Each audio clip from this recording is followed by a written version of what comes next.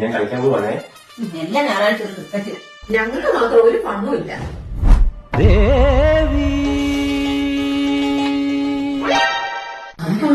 No, emotion gender. ക്രിക്കറ്റിനെ പറ്റി എന്തെങ്കിലും പറഞ്ഞാൽ ഞാൻ ഇമോഷണൽ ആവും. ദേവി പാടണ്ട, പറഞ്ഞാ മതി. ഫണ്ടില്ല എന്ന് നിലവിളിക്കാതെ പിള്ളേരെ എടുത്തോണ്ട് പോകും. June 29 EPL.